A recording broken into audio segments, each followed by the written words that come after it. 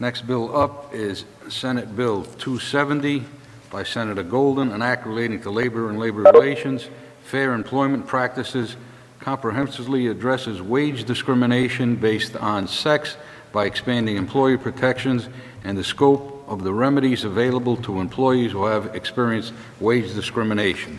Senator Goldin. Thank you so much. Thank you to the committee members for hearing this bill and the chair for calling for it to be heard today. And thank you to the Senate President and leadership for continuing to call for the passage of this bill, as we have done several times on the Senate side. It's no surprise to anyone, as certainly just echoing what Rachel Flom said earlier in testimony. Many of these bills are connected together and certainly are worsened by the pandemic that we are all experiencing in this moment. And women's economic security has taken a very significant hit in the past year. This bill is just one slice of the ways that we need to address that. Turns out that today there was a national economic survey that was released by the Institute for Women's Policy Research that did a survey conducted in the past couple of weeks. And what they found was nationally, since the start of the pandemic, 40% of women said they stopped working or reduced their hours because of caregiving demands. And overall, almost 1/2 of women are either very worried or somewhat worried about their total family income being enough to pay all of their bills. That concern was significantly higher among Latina women who were worried that they did not have enough money to make their income did not meet their family expenses. And the reason I bring that up is one of the tools we have in our toolkit to address that is to finally find mechanisms for women to be able to address the gender wage gap and really ensure that their pay equity, that they are paid equitably for the work that they do. So this bill that we have in front of you is same as last year's, similar to the previous years. It has the same 5 goals, prohibits employers from paying workers differently, including by sex, race, or other protected classes. It clarifies what comparable work does, and so we're making sure that people are paid equally for comparable work, even if every detail of their job description is not the same. It bans policies that prevent workers from discussing their pay with each other. And this is particularly important because often women find out that they're being paid less than their male counterparts because somebody tells them. Unfortunately, in Rhode Island, an employer can ban you from having that conversation with your colleagues. You know, when the governor first became governor, she put out a hotline so that people could call it and report in pay disparities, or that they thought they were getting paid less than their, that they were getting paid more than their colleagues. And I said, you know, until we change this law, that's going to make that hotline very difficult to actually enforce because people will be afraid that they'll be fired for it. So that would remove that. It also removes the idea of asking people their previous salary in order to base their current salary, because what you're paid should be connected to what the job is that you're doing. This is particularly important now with COVID. You know, the reason I started with talking about that women have had to leave the workforce in droves because of COVID means that when they start back up their careers after they've stepped out for this caregiving or because they've lost their jobs, because those jobs no longer exist, we don't want to base their salary on what they earned 2 years ago. It needs to be kept up with what the current salaries are available. And then also it requires that when people are posting jobs that they disclose the salary range so that people actually know what they could be paid. We shouldn't really put the employee in the disadvantage of having to negotiate when they have no idea what they're negotiating about. So we have a pay equity law in Rhode Island. It dates back to the 1950s. We were one of the first states to do it. Many states have much better laws than we do, and so this is a way to bring us up to what standards are in our neighboring states and around the country. Thanks. Thank you, Senator Goldin. Are there any questions for Senator Goldin? No? Okay. The first up to testify is Lynette Forey-Menard from the Northern Rhode Island Chamber of Commerce. Good afternoon, Lynette.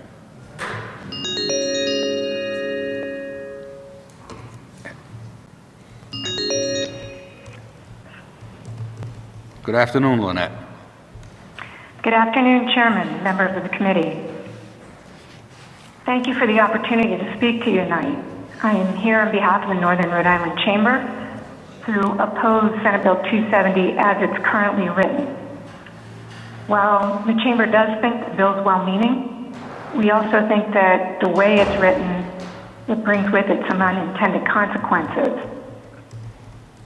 As the sponsor said, we do currently have a law in the books. Under current law, Rhode Island employers are prohibited from paying female employees less than their male counterparts if they're performing equal work on the same operations.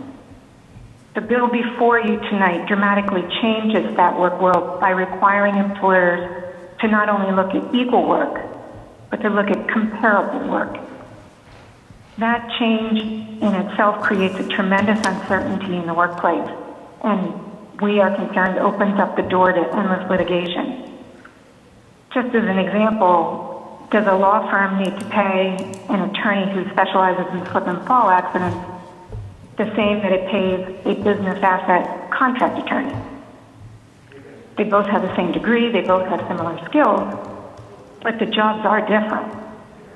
Is a janitor similar to a housekeeper in a hotel? There are so many of these examples in the work world. The term comparable work, without a tremendous amount of definition to back it up, is extremely concerning. Senate 270 also extends this wage payment system to religion, sexual orientation, gender identity, age, and ancestral origin. Some of these descriptions can't be seen simply by looking at an individual, so it almost implies that an employer would need to ask questions to be able to determine if they're paying properly. And we think these are conversations that have no business in the workplace. On the line now, he's going to testify. He also. There are also sometimes that an employer could be placed in a no-win situation. For example, if an employer hires a female at age 35 and pays her more than a 41-year-old male because they want more diversity in the workplace, we believe it triggers a lawsuit based on age discrimination. So these types of unintended consequences could take place. There's another part in the statute that says if an employer does not have a seniority or merit system written policy, then the burden to prove the differential is legal shifts to the employer. The employer can only meet that by showing the reason for the differential was something other than the race, the color, the religion, and so forth. 2, the reason is job related, and that it's a business necessity, which means it's essential to the effective job performance. If the employer is able to do all of those 3 items, show it, the employee can still demonstrate that an alternative existed. And if the employer refuses to accept that alternative, the employer loses the case. This part of the bill basically makes every employee a default manager of the business.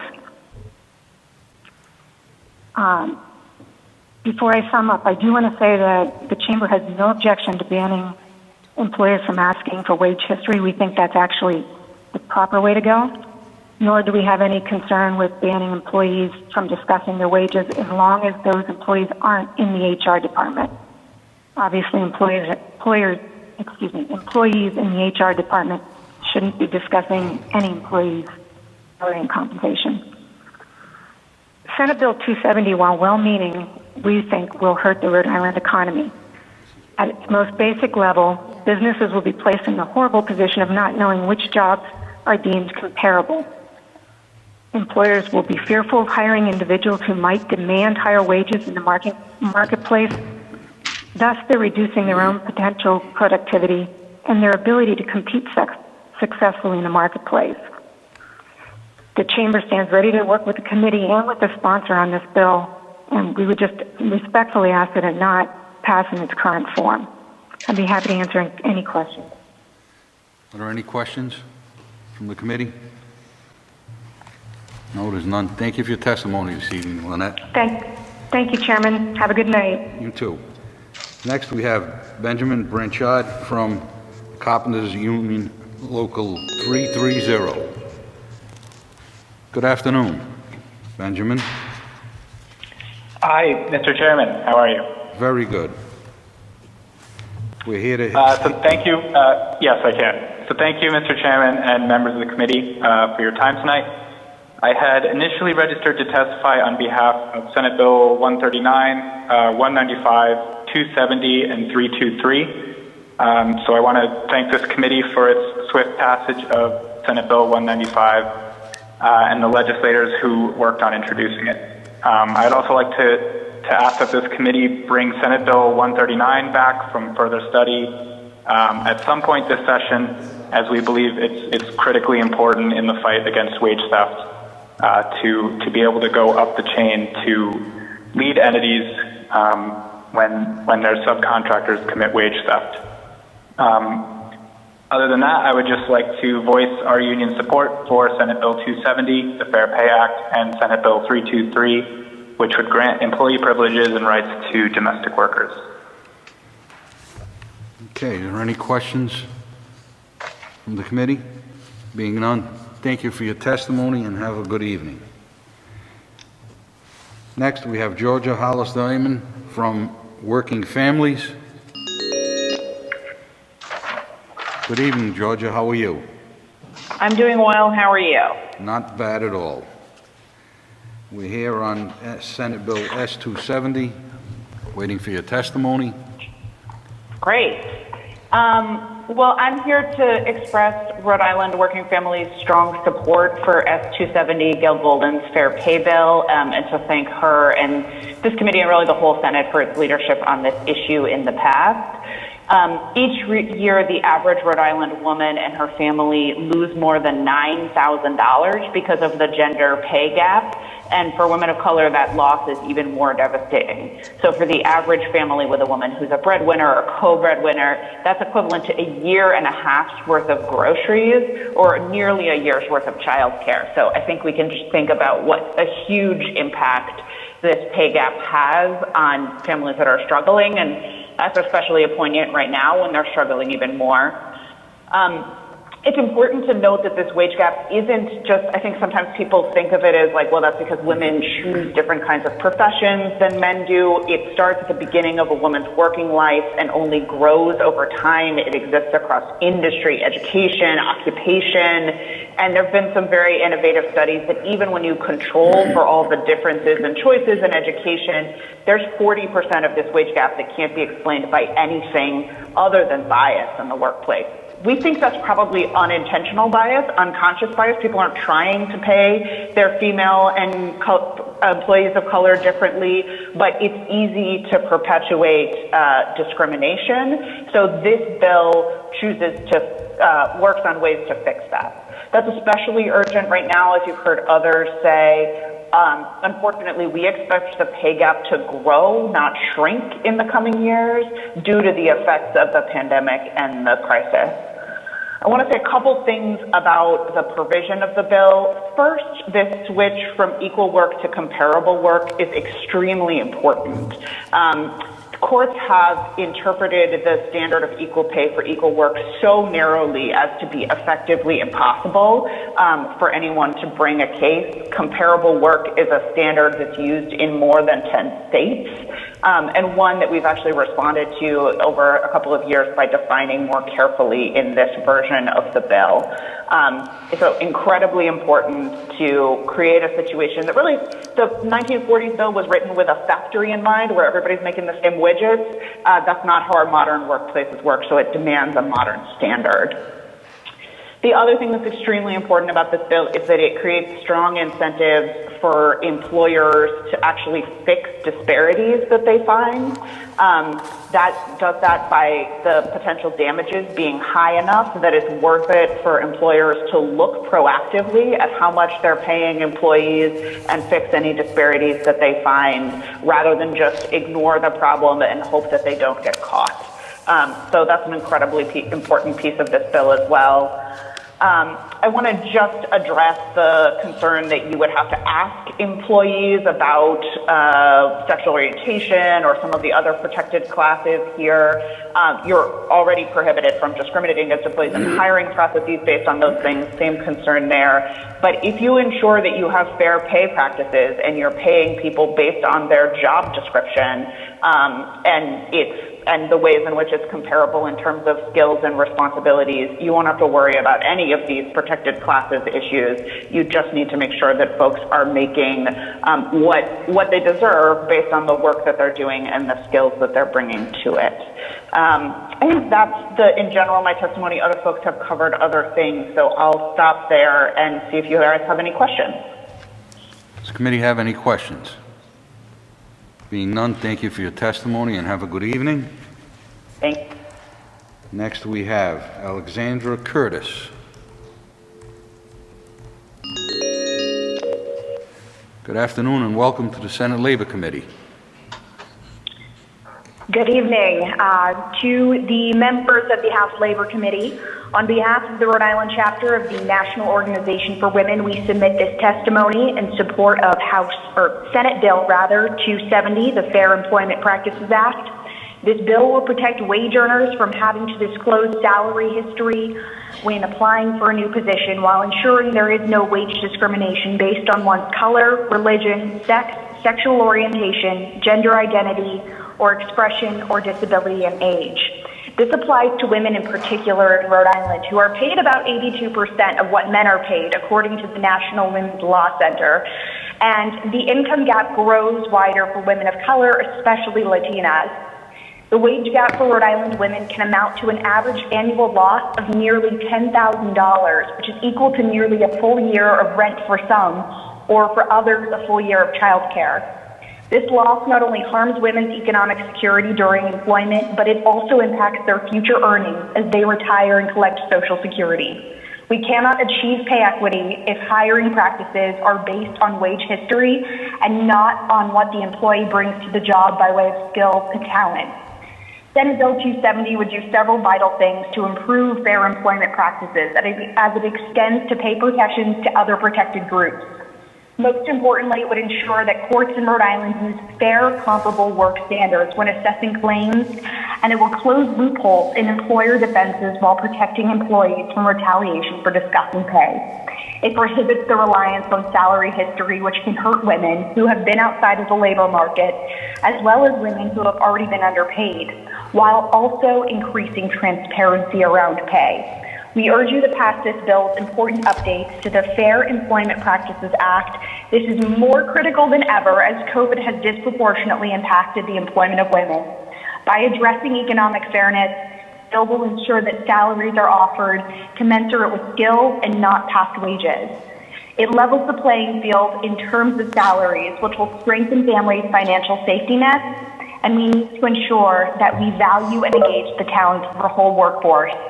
Thank you for your time. Thank you for your testimony. Are there any questions from the committee? Being none, thank you and have a good evening. Next we have Steve Brown.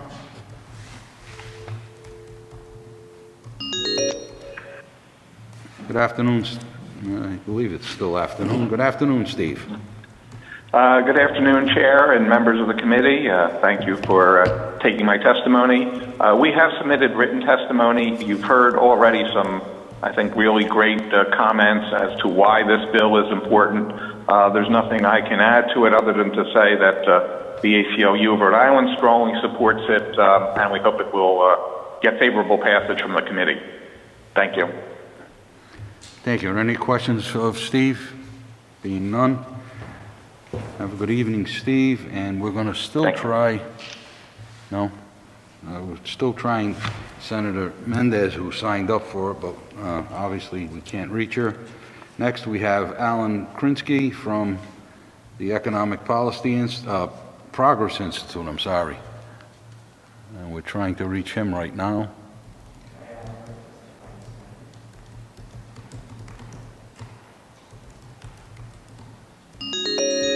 There we go, we just connected. Good afternoon, Alan. Hello, Mr. Chairman. Thank you, Mr. Chairman, members of the Senate Labor Committee. I want to thank you for the opportunity to present testimony today. My name is Alan Krinsky. I'm a senior policy analyst at the Economic Progress Institute. SB 270 is an important bill for addressing wage discrimination and pay disparities. It takes an old law with a narrow scope and weak enforcement mechanisms and modernizes it to provide protection for many more Rhode Island workers beyond discrimination based upon sex. It does so in a number of ways, including specifying legitimate reasons for pay differentials, establishing best practices, such as ending secrecy and salary policies, and incentivizing employers to fix pay disparities now, avoiding violations and penalties in the first place. It also replaces the current penalty of $200 and/or 6 months of imprisonment with more substantial penalties to motivate compliance with what should be taken for granted, paying all workers fairly.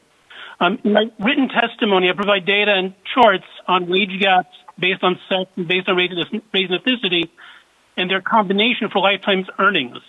Compared to non-Latino white men in Rhode Island, Latino women face a lifetime earnings deficit of $1.2 million, and black women almost $1 million. But what I want to focus on right now is SB 270's focus on comparable pay for comparable work. Now, some might attribute pay differentials to different job choices, but it is wrong to think that men and women in the same profession doing the same job make on average the same amount of money, and that one could solve the problem by getting more women jobs and higher paying jobs in occupations traditionally held by men. For college graduates, only 32% of the pay gap would be closed by redistributing women and men across different occupations. And it also is the case that when more women start entering traditionally male occupations, average pay tends to drop. By contrast, and here I quote from a report cited in my written testimony, as much as 68% of the gender pay gap by occupation for college graduates is due to the within occupation gap. This means if you left women in their current occupations and just closed the gaps between women and their male counterparts within occupations, for example, if male and female civil engineers, male and female teachers made the same per hour, that would close a whopping 68% of the gap. So you see, although SB 270 will not fix all problems with wage discrimination and pay disparities, its modernization of Rhode Island statute with a focus on comparable pay for comparable work stands to improve the situation significantly. On behalf of the Economic Progress Institute, I want to express our strong support for SB 270, and I urge you to send this bill to the full Senate. I thank you for your time and consideration. Would be happy to answer any questions. Committee have any questions? Seeing none, thank you for your testimony and have a good evening. At this time, that concludes the testimony on S-270. Do I have a motion? Oh, excuse me, Senator Dela Cruz. I didn't see your hand go up. Sorry about that. Thank you, Chairman Chacon. This bill came up in committee last session, and the bill, the title, is a nice title because it's meant to evoke strong emotions. It says, fair employment practices, comprehensively addresses wage discrimination based on sex by expanding employee protections. It's a very nice title, but it is already illegal to discriminate based on sex. As the sponsor of the bill stated, Rhode Island was one of the first states to enact fair employment practices. This bill gives individuals more reasons to sue for discrimination. And if in 2021, women are paid less, surely we'd see more men in the unemployment line. We all agree on equal pay for equal work. Everyone, Republicans, Democrats, Independents. What I heard in testimony just a few people ago is that this bill wants to expand from equal pay for equal work to equal pay for comparable work. This bill also prevents employers from asking prospective employees what they made in previous positions. I'm not against that, But I also believe that employees, prospective employees, should be able to decline to answer their prospective employer, and that there should be no retaliation for that. But again, the main argument here that I heard a couple of times was they want to expand from equal pay for equal work for equal pay for comparable work. So for that reason, I will be voting no. Okay, thank you for your testimony. That being said, Mr. Clerk? Oh, excuse me, I need a motion first. You interrupted me there. Do I have a motion for passage? Mr. Chairman, since the sponsor is a member of this committee, I would defer to the sponsor on a motion. Oh, thank you. Senator Goldin. I make a motion for passage. There's a motion for passage. Do I hear a second? I'll Second. Seconded by Senator Lombardi. Mr. Clerk? Senator Burke. Yes. Senator Dela Cruz. No. Senator Goldin. Aye. Senator Lombardi. Yes. Senator Lombardo. Yes. Senator Picard. Senator Sosnowski. Yes. Chairman Chacon. Yes. Motion passes. Motion passed.